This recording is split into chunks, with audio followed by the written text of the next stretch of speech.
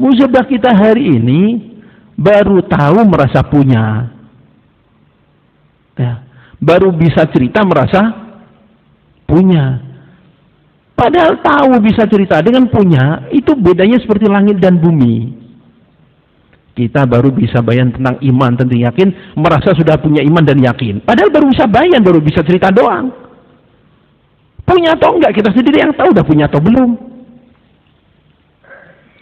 Yang kita inginkan dengan dakwah ini kita punya. Bukan sekedar tahu, tapi punya. Contoh mudah aja, Pak.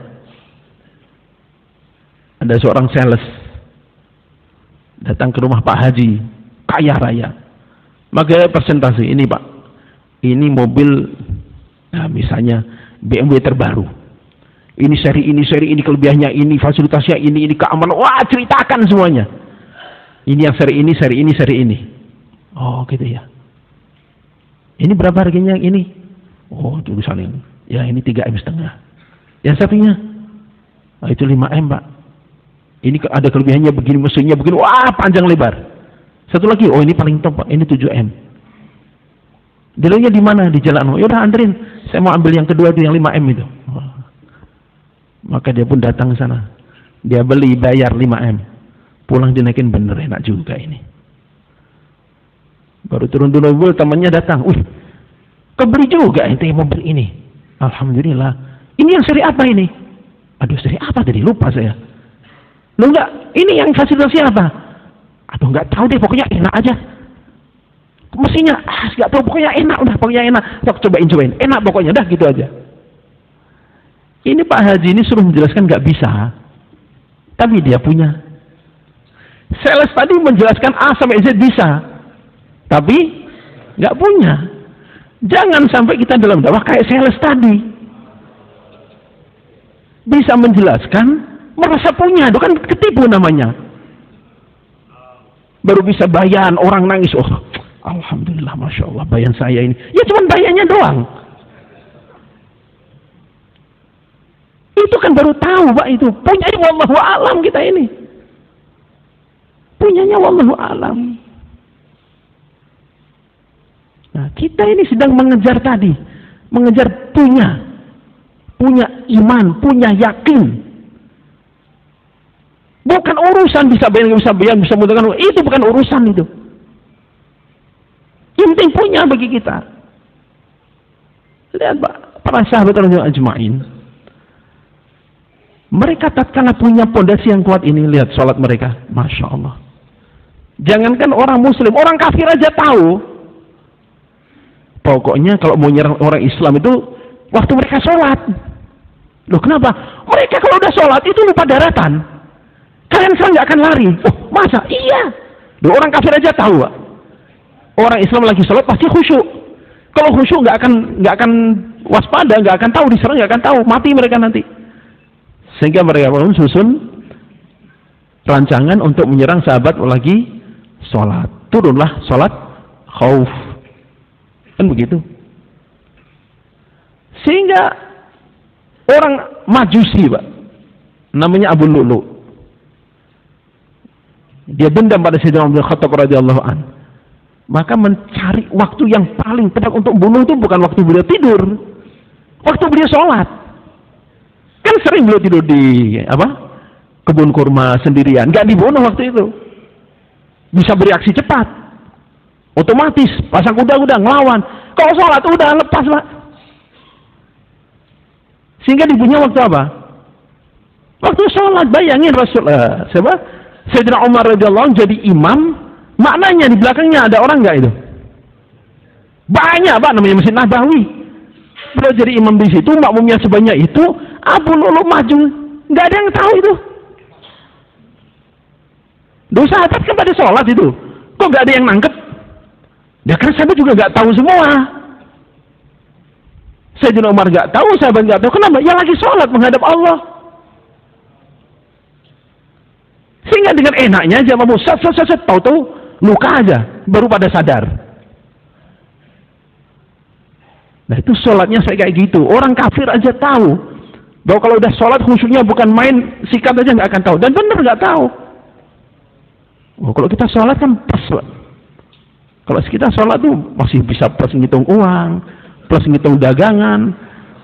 Nyamuk lewat aja, wah kedeteksi sama kita.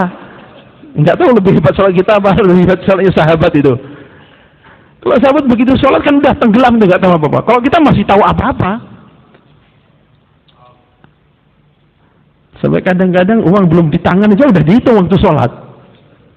Wah ini kalau cair sekian kayaknya ini. Wah bakal beli motor ini. Nanti bisa hubungi itu kayaknya. Bisa nyicil lah kalau itu. Motor apa kira-kira? Wah kalau ini, wah jadi panjang itu. Jadi mungkin bisa dibilang sholat kita itu lebih lengkap, Pak. Ya ada sholatnya, ada hitung-hitungannya, ada macam-macamnya. Istighfar insyaallah ya. Istighfar dan taubat, kita berbagi salat kita. Gimana salat kita murni? Lihat peristiwa pembunuhan Sayyidina Ali radhiyallahu anhu. Waktu apa dibunuhnya? Waktu salat juga. Bukan waktu tidur, waktu salat. Para penjahat bersekongkol untuk membunuh Sayyidina Ali, Amr bin As dan Muawiyah radhiyallahu anhu. Semuanya sepakat, kita bunuh waktu ngimamin salat. Kenapa? Mereka tahu waktu itu lagi khusyuk itu. Nggak akan tahu mau dibunuh itu. Dan benar. Sayyidina Ali ngimamin nggak tahu mau dibunuh itu. Nggak tahu. Saking khusyuknya sholatnya. Betul-betul tenggelam kayak gitu. Dan kita sholatnya kayak gini. Sudah begini merasa sudah benar sholatnya. Loh kan parah, Pak.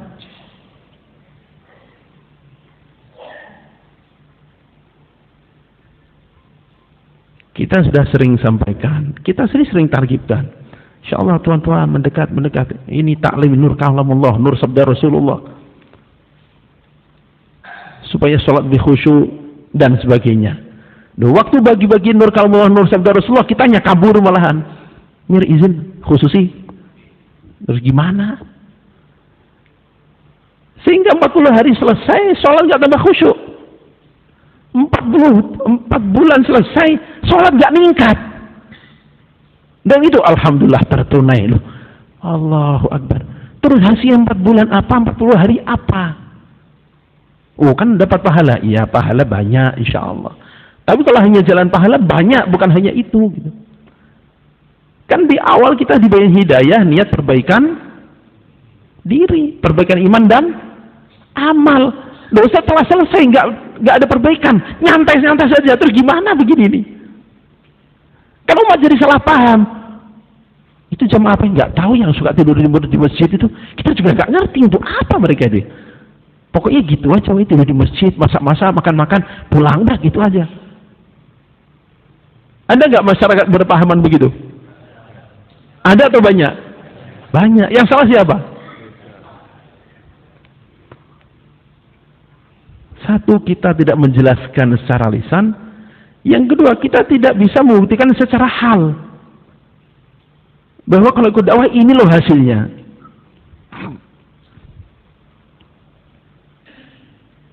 Tobat insyaallah ya. Dan niat perbaikan, Pak. Nah, tatkala iman naik lagi dari ibadah, maka akan baru bisa ke bawah dalam muamalah. Kalau nggak dinaikkan ya susah, Pak. Ya susah.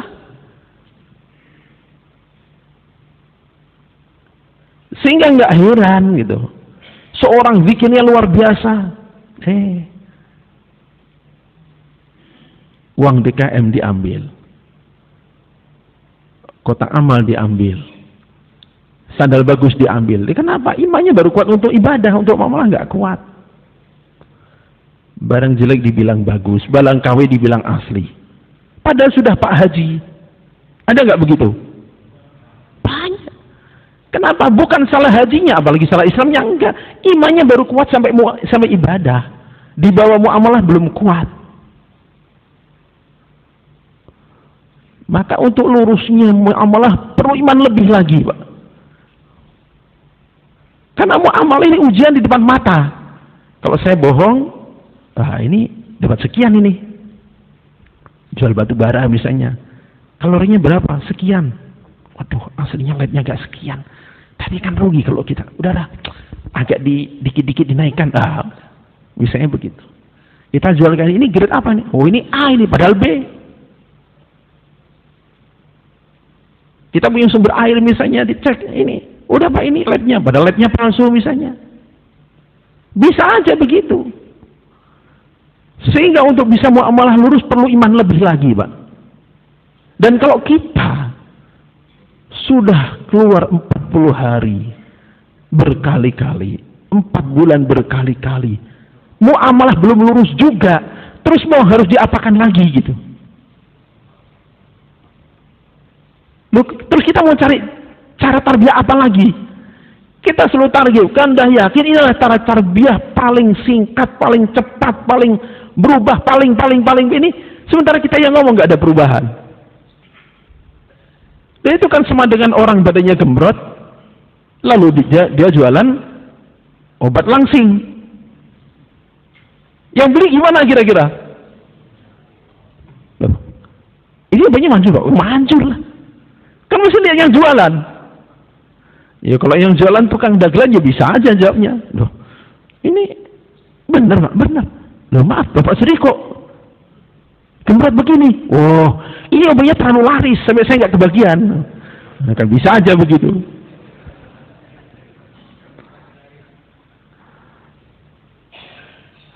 Makanya Maulana Osman damat barakatuhum satu ketika beliau bayan di Lombok, beliau katakan ibarat pedagang, dakwah ini kalau benar maka yang pertama merasakan hasilnya adalah keluarga.